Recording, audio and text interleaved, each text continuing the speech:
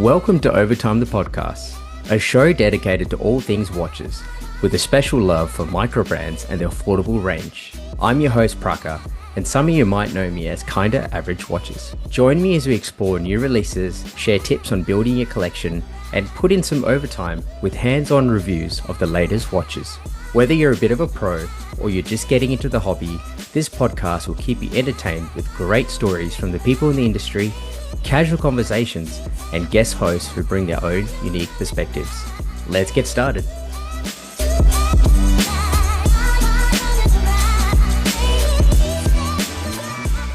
G'day listeners, welcome to Overtime the Podcast, proudly sponsored by Watchpoint.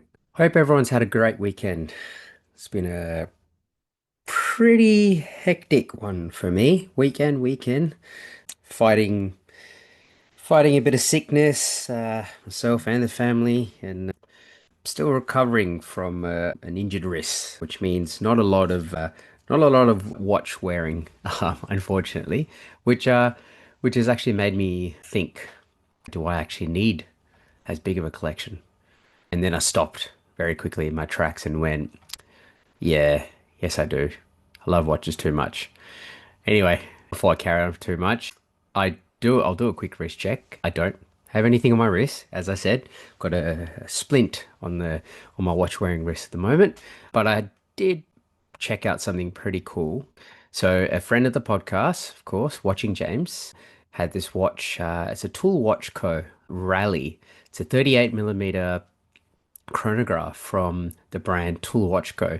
And he had it sent to me first to check out for a little bit before sending it to him, which is such a kind thing to do. So thank you very much, James. And it's cool. Yeah, it's a nice little, quite small actually, 38 millimeters. But because you've got the tachymeter bezel, you got and takes up quite a bit of the 38 millimeter space. The dial itself is obviously much smaller than that. It's a lot smaller than what you would sit that I'd initially thought it would be from the photos, but that's not a bad thing at all. I think it's really cool, and I'm looking forward to testing it out and having it on my wrist for a little bit before sending it on to James. But yes, it's a cool little chronograph sponsored by, I'm pretty sure it's a VK64, the classic. Yes, it is the classic Mecha Quartz.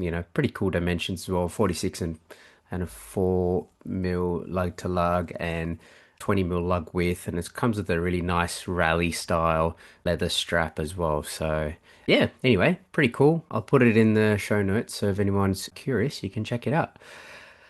Okay, so today I thought I'll do a quick new release episode. It's been a while. I'm always struggling to keep up with all the new releases. There's so many that keep coming out, and sometimes, I want to do some new release episodes, and then it feels like, oh, the new release I want to talk about, it's already the thing of the past. But anyway, here are some ones that I pulled together, and I thought, caught my eye, and pretty cool ones as well. From the usual suspects, a bit of mix of the affordables, and some micro brands in there as well. So yeah, without further ado, I'll get into it. So the first one that I wanted to talk about was it's a new Seiko. So Seiko. Look, Seiko's, I don't try to hide it. My love for Seiko. I love Seiko, especially vintage Seiko. The newer stuff, sometimes it can be hard to get too excited about. The prices are pretty high, and sometimes the design, it's almost like they don't go all the way, from their previous inspirations. But I thought this was cool. So these are the Seiko Presage SPB 521, 523, and 524. So what is it? It's a 36 mil dress watch. That's what it is. Clean dials, come in a white dial, sorry, not which is in a PVD coated stainless steel case, like a gold one. So it looks pretty, almost like a date just kind of look, really gold, bit flashy, but of course it's only PVD coated. Also, there's another dial which is it's like a light brown dial. Almost looks like I don't know, the cream on top of your coffee kind of. It's like a fume dial as well, and it's that's a stainless steel case, and then also in a really nice pale blue as well. And yeah, so three different variants, all on this beautiful bracelet. Now I'm gonna go ahead and say it looks like a Jubilee style bracelet, and it looks really well made. Now it comes on these butterfly clasp. So it's a 7 row bracelet is what they're calling it, but it looks like a Jubilee. And it looks fantastic. It just finishes the look of the case and the dial and the hands as well. So the hands are these beautiful, I'm not even sure how you'd call these hands. I think they're called alpha style hands. But anyway, almost looks like a very delicate looking hands, but they suit the watch really well. And the text on the dial is, for me, it probably has one extra line of text that it needs to. It does say Seiko Presage Automatic 3 days. It is using the 6R51 movement, which is their, I guess, their more higher spec movement, and it comes in the display case back at the back as well. And it's a nice gold rotor on the back of it. So yeah, look, it looks good. Look, it's not, the 6R, these 6R movements, I know sometimes have, some people talk about the accuracy or the tolerances not being as tight as it can be, but I believe that the 6R5 one's a little bit better than the previous 6R generations. But either way, it fits really well, I think, in this 36 mil case. And something just I'm not comparing it to a Rolex, but the gold PVD model has that feel of that new Rolex dress watch with the Satino bracelet.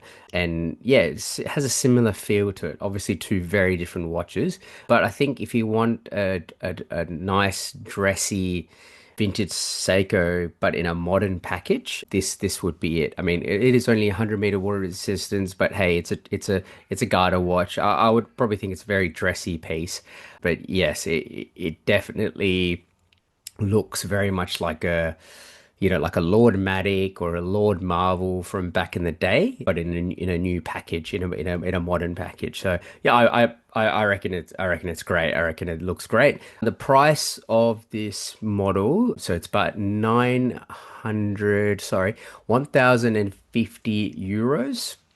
So 1,050 euros, and in Australian dollars, you're looking at about 1,800 retail. So 1,800 retail does sound like a lot, but I think you're getting quite a lot value here. Just the design in itself, the movements, it's a higher move, upgraded movements from their 4R movements. The bracelet also looks really nice. It looks very refined, and we know, with most Seikos, don't pay retail. You can always find a discount from retail. So, if you can pick one up for, say, closer to 1,500, I reckon this is pretty good value. But yeah, this is definitely one of those releases that I'm pretty excited about. Okay, so I'll move on from this to another dressy piece as well. And this is something that I've had experience with in the past, but a different variant. So this is the Orient Bambino. Now, this is a cult classic, I feel, in the affordable microbrand space, or the affordable space in general. Orient Bambino, there's so many different variants. There's 40 mils. There's even, generally most of them are, I think, 40 and a half mils. Some might be 42, but the majority of them are around 45.5. And then last couple of years, they've released them all in, there's a lot of 38 mil versions as well. So the cool thing about this, it is a 38 mil version, but it's also solar quartz. I think that just sort of, yeah, tops it off. I think Orient Bambino is a lot of people's first affordable automatic dress piece, and that was mine as well. It was my first automatic dress watch, and I loved it, absolutely loved it. But it was always slightly on the large side for me, but I still pulled it off. 40 and a half mil was fine.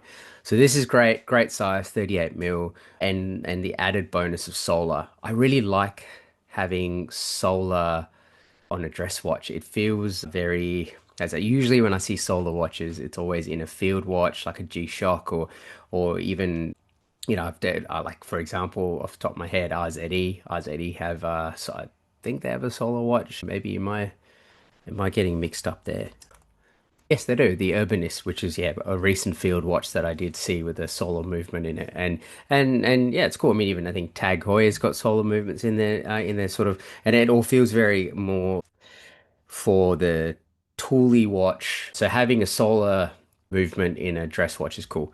Kind of like, I guess, the Cartier Tank Solar Beat. So anyway, moving on from that, just looking at the stats of the watch itself, you have a 38.4 mil, so it's slightly bigger than 38 mil. I got it, I think it's about 10.5 mil thick, 43.5 lug to lug. It is only 30 meters water resistance, but that's, it's a dress watch. Don't go diving with it. Don't go in the water with it. It is only mineral glass, of course, but it's a nice domed mineral glass, and it just looks great in all angles. And yes, I think they started about 200, they started about 230 US dollars. Some of them a little bit more, depending on, because there's the anniversary version. I think that's about 290 US dollars. But yeah, you're looking at under 300 for all the variants. And there's blue dial, there's white dials, there's a like a dark blue dial, sky blue dial, there's champagne dial, there's a pink dial.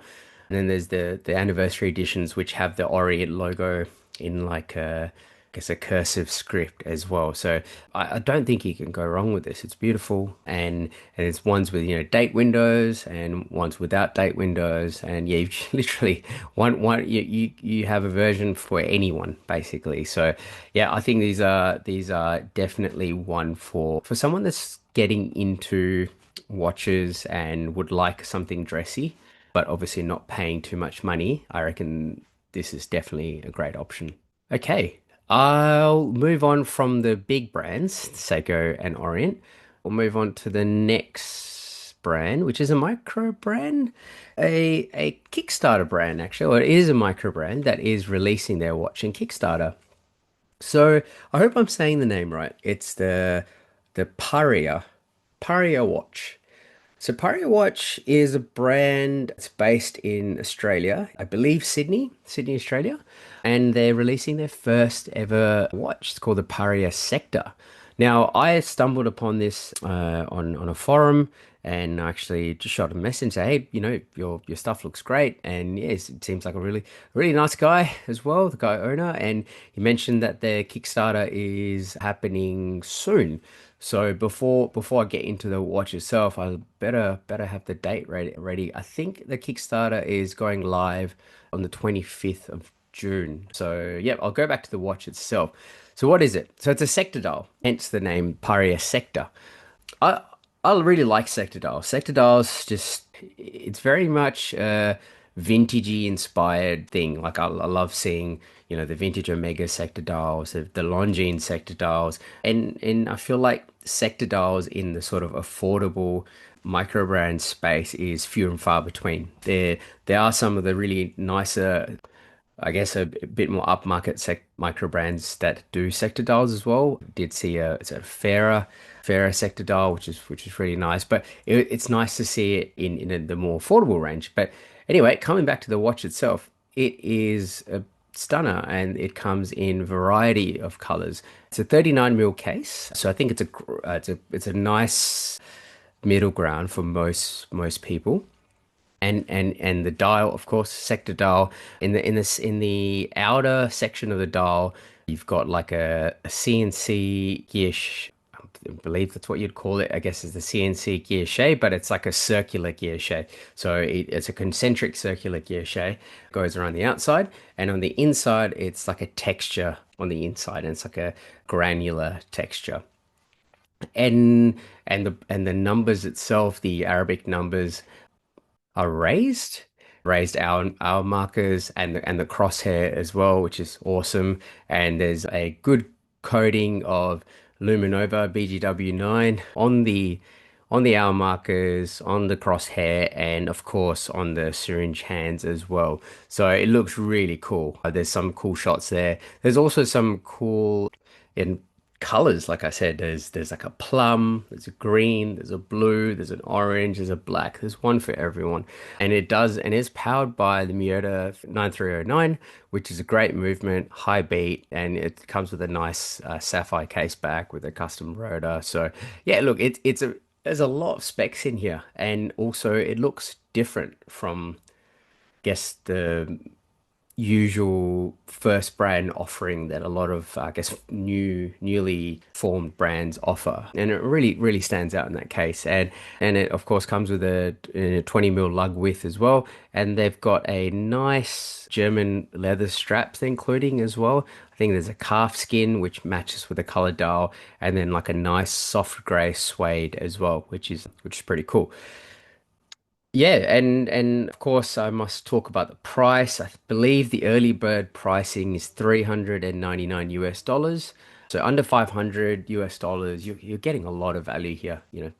Great movement, sapphire, design's good, suite of colors, and yeah, and I can't really fault this watch, to be honest. I'm really happy to have stumbled upon this, and well, I'm hoping that one day I'll be able to get my hands on this and check it out in person. Yeah, and again, I'll have all the links to everything we've discussed today. Yeah, so if you're interested, go and check it out. All right, next one. Next one is another micro brand as well. I guess an independent brand, more so, is the Formex Field Automatic Gen 2. So another field watch, another almost sector dial, maybe not quite.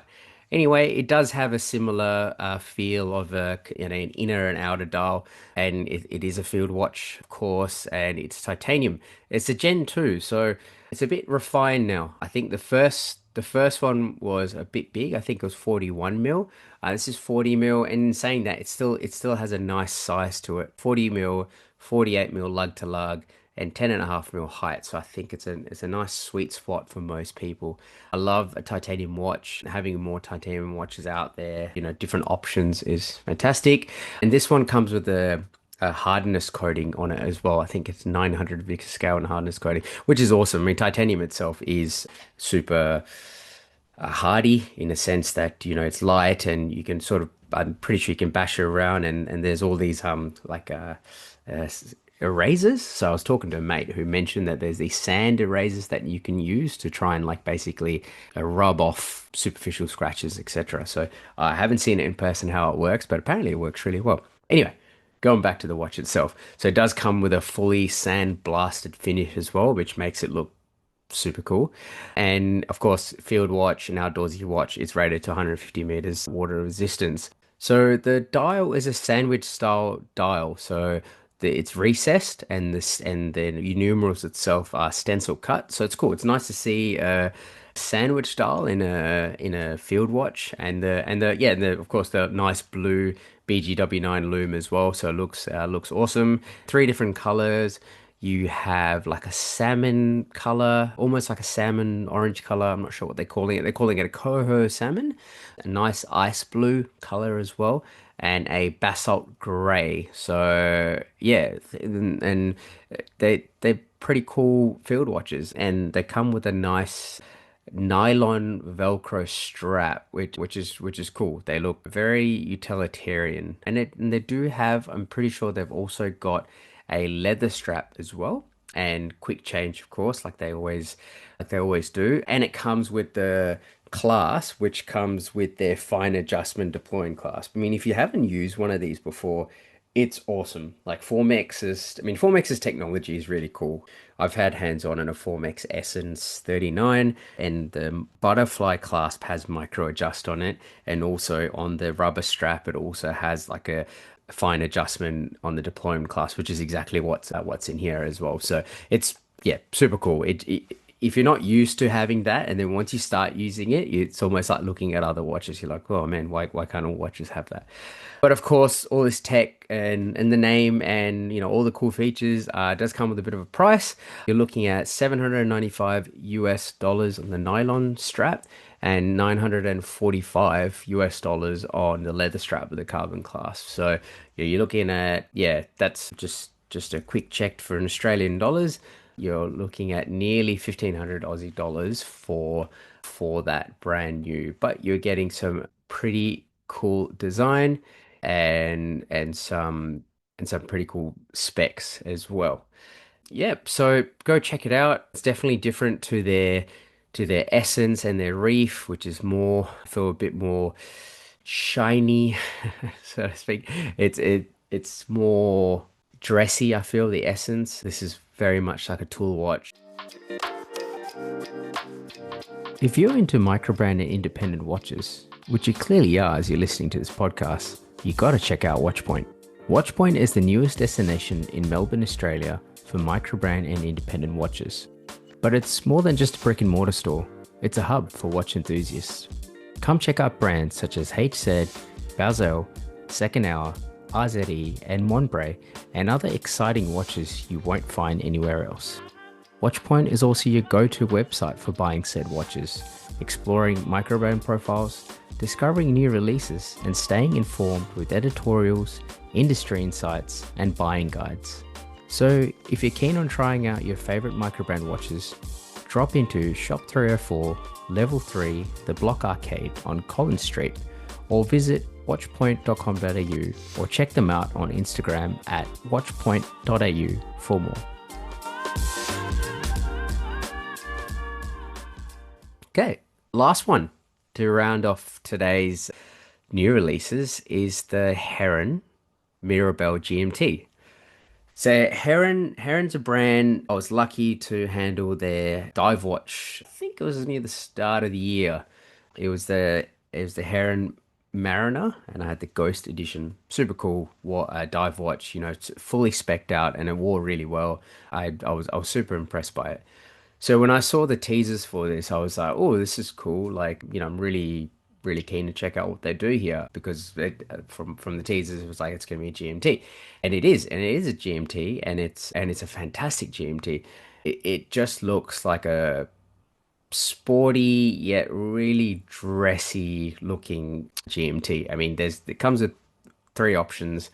Comes in a nice white dial with blue hands. Comes with like a darker darker blue dial as well with silver hands, and then you've got this black dial, gold PVD case, gold PVD hands, which is just amazing. I am not really the biggest fan of gold colored watches or gold watches in general, but this just drew me in straight away. This was the colorway that drew me in. I don't know why, but it just looked awesome. Yeah, so of course I'll tell you about the watch, a little bit more about the watch. It's a 38 mil, 37 and a half mil diameter, 43 and a half lug to lug, 20 mil lug width, and 11.8 meters thickness with the box crystal sapphire. So it is a true GMT, Miyota 9075. Look, I'm not too fussed about, the flyer and caller GMTs. In fact, sometimes I probably prefer the caller instead of the flyer, but either way, I think they're both great options. And it also comes with this really cool world timer design on the case back as well. Of course, I'm going to be putting the link so everyone can see what it looks like. But yeah, it's got all the different locations as a world timer would. Now, I'm not sure exactly how you would be able to use it from looking at it, but it feels like an additional function. Normally if you have a GMT, you have the GMT, you've obviously got your hour markers, and then you'll have the secondary hour markers, which is your GMT, which this has. Of course, you've got a Roman numerals, which are your primary numerals, and then your GMT numerals are in Arabics on the outer track. And this one, I guess you've got another feature, which is your world timer printed on the case back as well. Now, I'm going to say printed, but it's actually not printed. It's like a stamped case back, which is pretty cool. And another feature which I really like is the crown. So I think this is what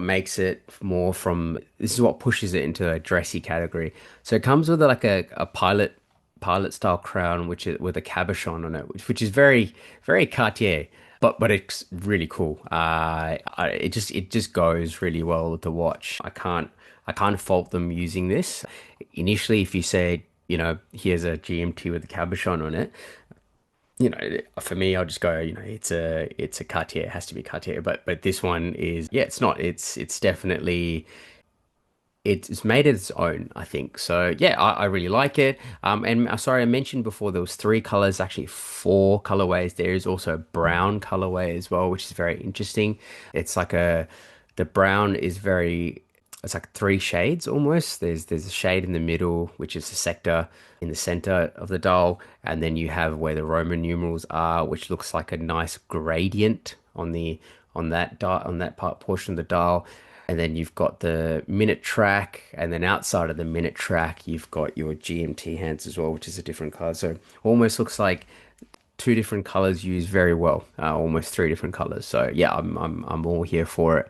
Of course, I didn't really talk about the strap on it yet. So it's pretty cool. They've actually partnered with Deluxe, which is great. I mean, Deluxe makes some really good leather straps, as most people know. Yeah, and partnering with Deluxe to include this as a base, which is yeah, awesome. They've done a great job. So I don't think you can go wrong there. But yeah, oh, my eyes just keep going to the reference 4001A, which is the black dial. It's just beautiful. I think it's an enamel dial as well, which is probably why I'm super drawn to it. Yes, maybe one day. Maybe one day. But it is a dressy watch. It is only 50 meters water resistance. But yeah, I can't fault this at all. It's a dress watch, it's a GMT watch altogether. So yeah, I will leave a link in the show notes, of course. And you're looking at 1,090 Australian dollars. Cool. That's really all the new releases that I wanted to yap about today. I thought I'll start making these new release episodes a bit shorter, just so it's a bit of a like a quick fire ones. Unless we merge it with other topics, then it might be a slightly longer ones. But yeah, let me know. Let me know what you think. Did you enjoy these new releases?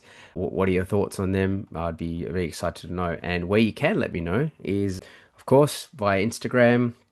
I've also got a newly launched Instagram broadcast channel. Now I'm just getting kind of used to using this, but I'll just be using this as a bit of a tool to chat with people, but also mainly to broadcast about, if there's a new episode or if there's anything cool that's happening around. So yeah, I will leave a link to that. I think I did that for the previous episode. I'll do it for this episode as well, so people can go and check it out.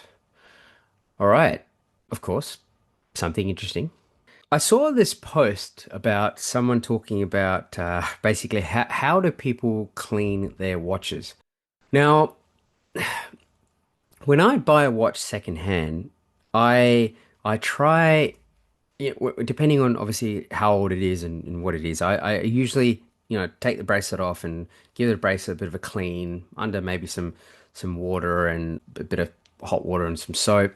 And then in the case itself, I just sort of clean it with a wet wipe and maybe a little bit of rubbing alcohol as well. I try not to go obviously near the seals at all, just sort of where the lugs and stuff, if there is any gunk in there. But usually the watches are pretty clean. I have unfortunately a vintage watch or two which have come in a disgusting condition. But anyway, I saw this post and people have been using this ultrasonic bath basically. So I think this is what they do on the jewelers. So, and people buy these and I think they're mainly for glasses, but you can dual purpose them.